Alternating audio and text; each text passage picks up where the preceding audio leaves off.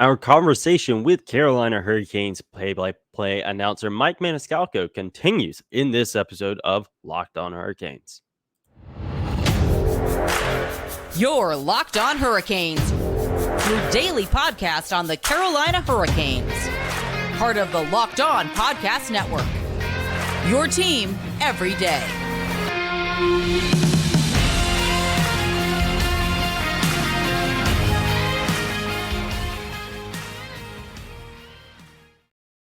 Hey there, Caniacs. I'm your host, Jared Ellis, and you're listening to Locked On Hurricanes on the Locked On Podcast Network, your team every day. And as always, thank you for making Locked On Hurricanes your first listen of this Monday afternoon. Our conversation with Carolina Hurricanes play-by-play announcer Mike Maniscalco continues in this episode of Locked On Hurricanes. But before we get into part two, I do want to tell you guys about Indeed, because there is no I in team, but there is one with Indeed, and that is the hiring platform you need to build yours. Indeed is the hiring platform where you can attract, interview, and hire all in one place, instead of spending hours on multiple job sites searching for candidates with the right skills. Indeed's a powerful hiring platform that can help you do it all. They streamline hiring with powerful tools that help you find matched candidates. With Instant Match, over 80% of employers get quality candidates whose resume on Indeed matches their job description the moment they sponsor a job, according to Indeed data in the US.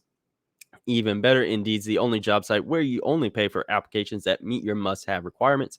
Indeed is an unbelievably powerful hiring platform, delivering 4 times more hires than all other job sites combined, according to Talent Nest in 2019. Join more than 3 million businesses worldwide that use Indeed to hire great talent fast, starting now with a $75 sponsored job credit to upgrade your job post at Indeed.com/locked-on. Offer is good for a limited time. Claim your $75 credit now at Indeed.com/locked-on. Indeed.com/locked-on. Terms and conditions apply. Need to hire? You need Indeed.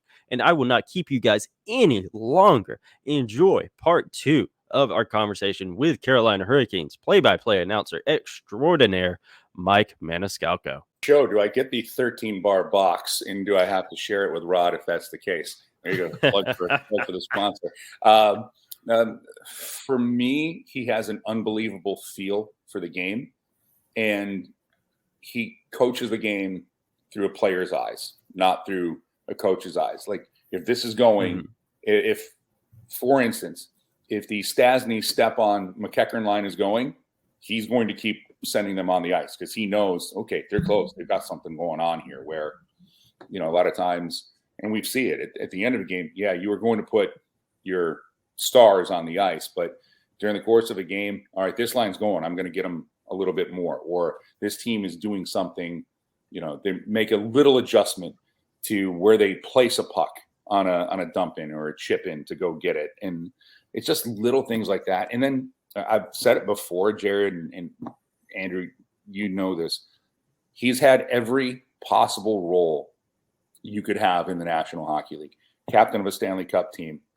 He was a guy who played for World Championship teams, Team Canada in the Olympics, Team Canada in the World Championships. And then for me, that is when you're around great players and you have that, you absorb that kind of knowledge. Well, he was a great player. He was a first-line player, power play, penalty kill, maybe the best face-off man in the history of the NHL. That can be debated because how things change throughout the years, and we haven't seen everybody. But then he's a second-line player and a third-line player and a fourth-line. He has been talked to by coaches. He's played for some very good coaches in his career. Some guys who have won a ton of hockey games.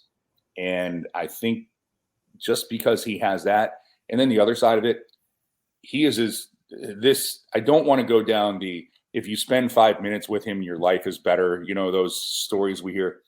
He is one of the best people I've ever been around because he cares about the players as people. And he doesn't walk into the room and see them as players. He sees them as people. And that goes a long way. And being able to talk to guys, even if guys don't want to hear what he has to say, but being able to have those conversations. And, he's the guy who will tell them on Mother's Day, call your mom. Like it's what he does. He is caring. And I think that it's not caring about wins and losses. It's caring about doing things the right way. And that to me is what stands out for Rod Brind'Amour. And like I said, anytime anybody ever asks me what's been the biggest reason for the Canes to be this team that they've been the last 5 years, starts with Rod Brind'Amour, ends with Rod Brind'Amour. He'll tell you it's the players and the talent. But for me, it really is the guy who gets the most out of that. You got to know how to squeeze the grape, and he certainly knows how to do that. Yeah, well, and you mentioned – Go ahead, Andrew. You mentioned him being a great player, but, we've seen in the past that great players don't always make great coaches. I mean, Right. we look at Wayne Gretzky was a terrible coach, or, guys who were legendary players with the team they end up coaching, looking in the same building. Wolfpack fans only need to, look at Sidney Lowe's head coaching tenure there. What is it that makes him different in that regard, that he was a great player and a great coach? I think, Andrew, we don't give enough thought to the time he spent as an assistant. And as an assistant, I mean, he was with Paul Maurice. Paul Maurice brought him in to go behind the bench, to be a coach. But Paul Maurice, Kirk Muller, Bill Peters, then, it's funny because sometimes you can learn from guys who, I like what that works, I'll do that. Sometimes you learn, especially as an assistant, that doesn't work. So I'm not going to do that.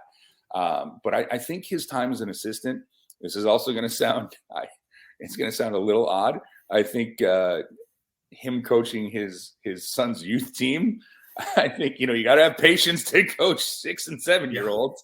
I do think that those years as an assistant, Andrew, gave him a different perspective of, and he even said it the other day, because somebody asked him about playing for Mo. And he goes, when I saw how he did it, I'm like, well, I'll never do this. I can't do that. And then when he got the job, he goes, I don't do it the way that any coach, I can only do it the way I can. And, you take things from it. But I do think it's the being around that, having the assistant coach's role in seeing from that point. He didn't just, it wasn't Marty St. Louis who went from coaching his kids' team to coaching an NHL team. Although I think we're going to start to see more of that. I really do. I think this new generation of players, I think is going to be different because you cannot coach the old school way. You cannot, this is my way or this doesn't work. You can maybe get away with it for a year or two, but that's about it. But for Rod, I really do think we don't give enough to he spent time behind the bench. It wasn't like they just plucked him out of retirement and said, hey, come coach the team. So I think that's one of the things he got to feel that way too, of like, I'm sure he was behind the bench going, we need to do this, we need to do that. But as the assistant, you can recommend it. It doesn't mean you're going to do it. Yeah. Oh, that's one more thing. That's the other reason. That's the other thing that he's really good at. He does listen to his assistants. He listens to Tim Gleason. Yeah. He listens to Jeff Daniels. He listens to the goalie coach, Paul Schoenfelder, on decisions. It's not like, oh, you guys got to vote. But at the end of the day, I mean, he is the head coach. The buck stops with him, but he listens to everybody. He listens to everybody. Head athletic trainer, Dougie Bennett. He listens to the head strength and conditioning coach, Bill Berniston, about maybe we don't practice today, or maybe it's this kind of practice today. And I think that's the other thing, Jared, that makes him really special behind the bench, because he knows he doesn't know everything. And those are the smartest guys in the room. How can I get smarter? What can make me better? What can make this better? And that epitomizes what Rod Brind'Amour is all about. So while you were talking about, his, all of his roles on the team, I was thinking back, to his time at Michigan State. I could have sworn they had won the national championship, but they didn't. Knocked out by Harvard. Find this. It's on Wikipedia, so take it with a grain of salt. But it said, in his early years, he became known for working out constantly, earning the nickname Rod the Bod. During his time at Michigan State, Brind'Amour would go from a game directly into the weight room, where he would undertake a strenuous workout. Spartans head coach Ron Mason said Brind'Amour's workout became so intense that they would turn the lights out on him, and when that failed to work, they would padlock the room to bar his entry. Correct. And then I heard he broke the padlock. So maybe we can add that to Wikipedia. I know he just grabbed the lock and just crumbled it. It just crumbled into dust. Yeah, he stared at it and melted it with the sheer force of his mind. But his workouts are legendary, and that is true. I mean, that is a true story. And I mean, to this day, he's in the workout room 6 a.m. with a weight vest on, and I mean, going hard. Like, I don't think the average mortal could keep up with 10 minutes of what he does, and he just does it. And the guys will joke about it. Andrew, we've had this when you go, okay, when Rod took over as the head coach, who's the most in shape guy on the team? Rod Brind'Amour. Every play. Yeah. Well, he'll come straight from the bike or whatever to talk to us, and in his workout clothes, still with his sweat towel over his shoulder. And I like the stories, and guys will tell that. Yeah, I went for a workout this morning. Roddy was in the room. I figured I could wait another 15 minutes because it's what he does. But that Wikipedia story, I believe, has been confirmed by Rod Brind'Amour himself. So. Oh, that's funny. But yeah, he's one of those guys where, like, yeah, he's been retired for a long time, but he's in better shape than probably half the league. And if we could still do like they did like years and years ago, like player coaches, you could make an argument for him to be a player coach. But yeah, I wouldn't we could argue against it. I think he could. I think he can still get a shift out of him. Although he jokes that the game's too fast, but I think he can slow it down. He got those skills. The thing for Rod too, what he did in you brought up the workout, but he is one of the players that I believe is truly responsible for how players changed their off-ice routine. Because you see this guy in there doing that and how durable he was in his career, then that starts to spread around the league. You get one or two guys who will start to work out with him, and then they go to another team. And it's kind of one of those things. And he was at the forefront of, okay, we're going to be in shape 24/7. We're not going to use training camp to get in shape. We're going to be in shape every single day of the year. I should follow that advice. I do not. Yeah, I need to as well. I've packed on a few pounds. But diving back into the conference final, Carolina Hurricanes versus the Florida Panthers. What are your predictions for this series? Whether it be, who wins and however many games, standout players, what have you? I don't like, because I'm who I want to win the series. Yeah, obviously. But I will say that this will not be a short series. I will be the most surprised person in the building if there's no way this is going to be a sweep. And I don't think there's any way this is a 5-game series. I think that it's a minimum 6. It's probably going to go the full freight. It's probably going to go 7 games. The players in this series who you need to keep an eye on, I think Matthew Tkachuk now has something to prove because he didn't really have a great series against Toronto points-wise. Tkachuk for Florida, you have to watch anyway. Does Brandon Montour get back to his scoring ways for Florida? And Sergei Bobrovsky. So there's a forward, a defenseman, and a goalie. For the Canes, the players for me to watch, Sebastian Aho, because, all right, now you're back in the conference final. The eyeballs are on you. Nobody is more competitive as Sebastian Aho. And I would hesitate to say there are people who are as competitive as Sebastian Aho. But Aho, I will put Marty Necas on this list too. This is because the Canes are going to need some offense, and Marty Necas will be part of that. And then Brent Burns, I'll put it back on Brent Burns on the blue line for, generating some offense, because I think you're going to get the same play, the extraordinary play that you get out of Jacob Slavin every night. And then the pairing of Brett Pesce and Brady Shea, what they're counted on to do.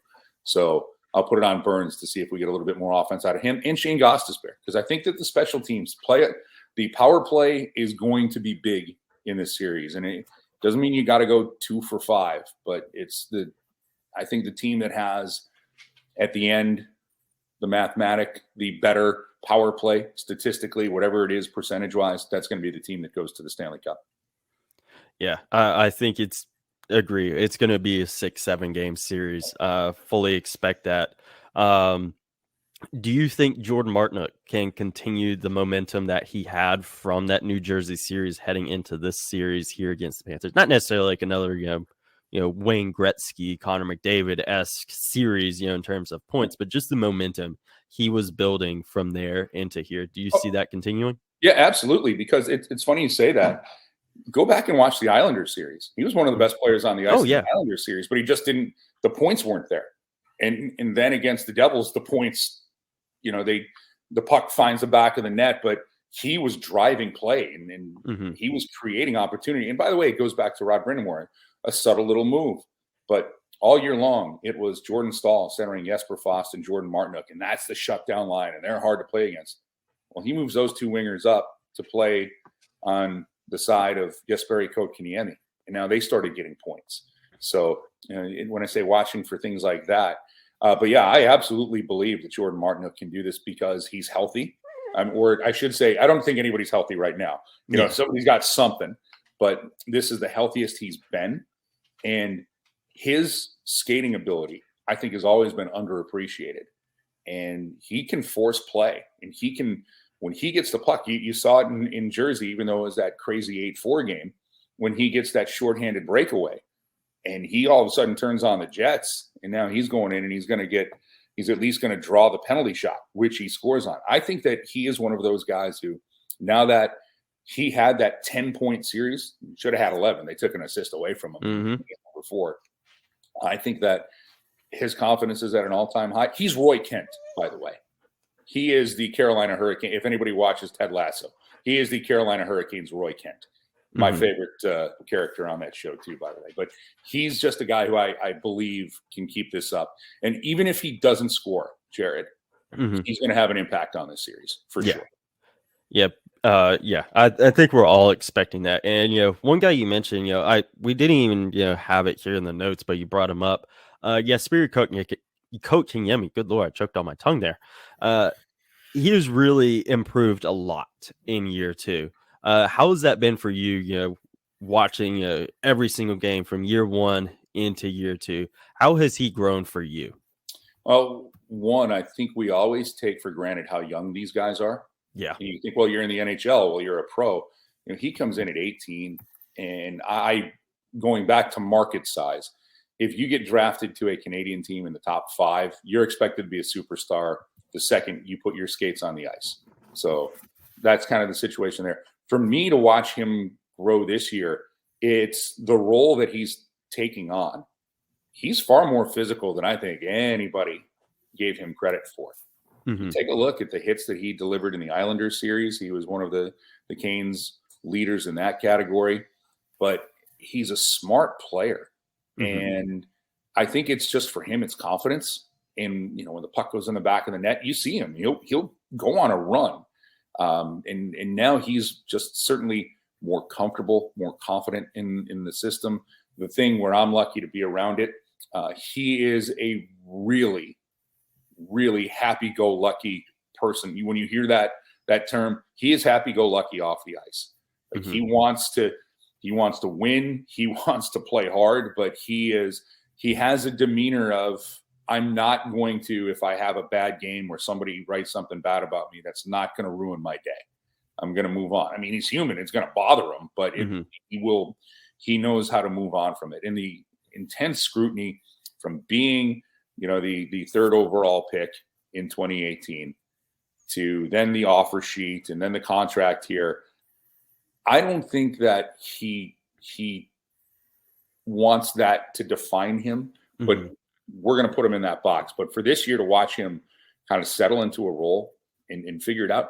And some of these guys, it takes time. It doesn't click right away. He's 22 years old. So I think you saw him get a little bit stronger.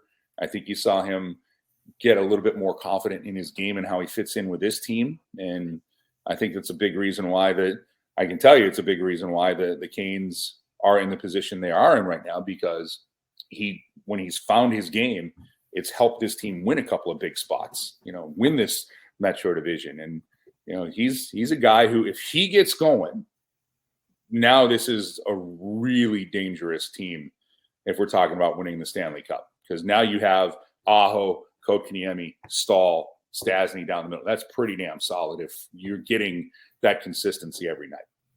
Yeah, you mentioned just how young he is. He's younger than me and Andrew. We're both 26 going on 27. Like, he's still super, super young. But yeah, you're talking about how he lets nothing get to him. Just reminds me like a just golden retriever. He just has golden retriever energy, Yeah, he does. He's got big golden retriever energy. By the way, I have socks older than you two. That's just so upsetting to me right now. I should throw them out, but I still have them. So how's the elastic still holding together on those things? That's a real good question. Answer probably not. Yeah. But we do want to skinny ankles. That's the only thing I can say is skinny. My Lord. Oh man, we could be here for another hour talking about just condition of socks. Oh man, that's funny. But we do want to thank you, Mike, for coming on and talking to us about the Carolina Hurricanes. Always a pleasure to talk to you. Yeah. And where can everyone find you on social media if for whatever reason they aren't following you? Well, no, plenty of reasons. But at Mike Maniscalco on Twitter until Elon Musk kills it, which is soon, hopefully.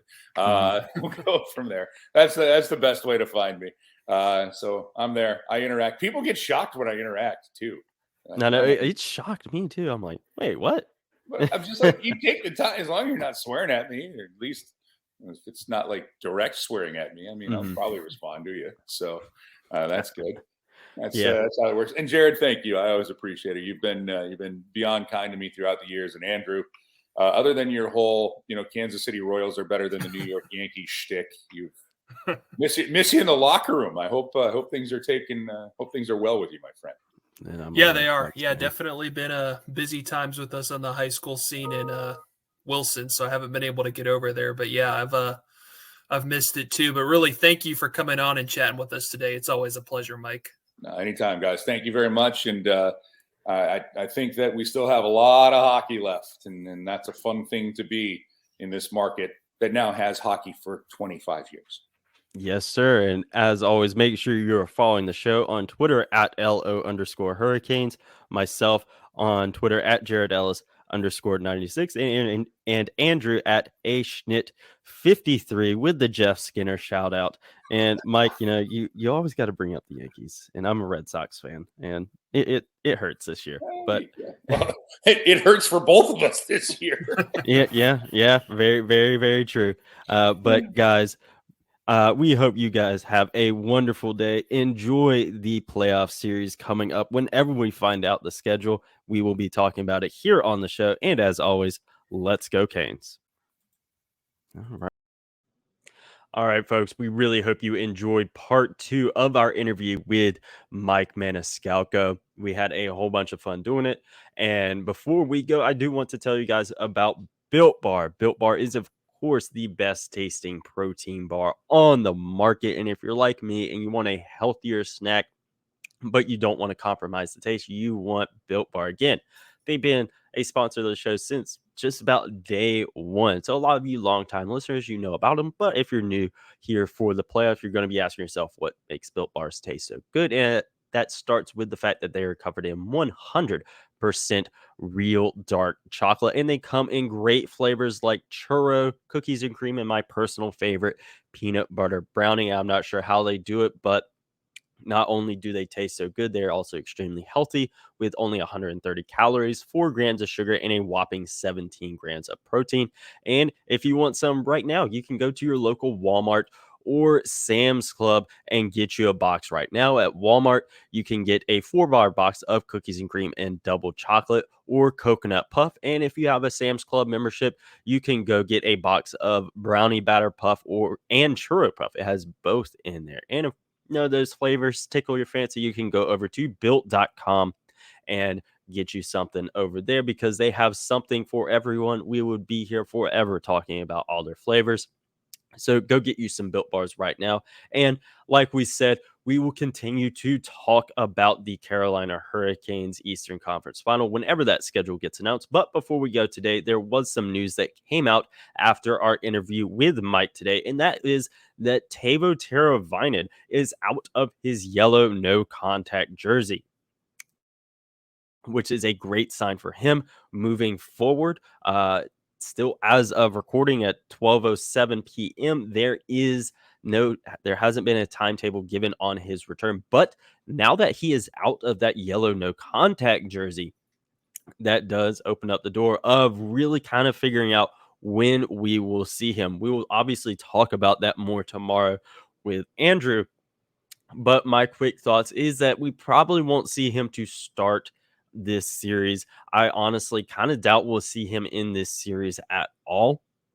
I think if we do end up seeing him play in the playoffs, it will be in the Stanley Cup final if we again see him at all. But again, him getting out of that yellow no contact jersey is a massive step forward. He can, actually, do more at practice. And like I said, it's giving the team more of an idea like, all right, what are we working with here?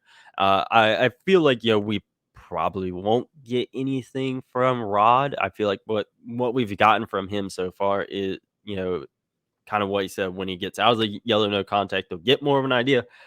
I kind of feel like that's the answer we're still going to get. Obviously, he's out of it, so it won't be the exact answer.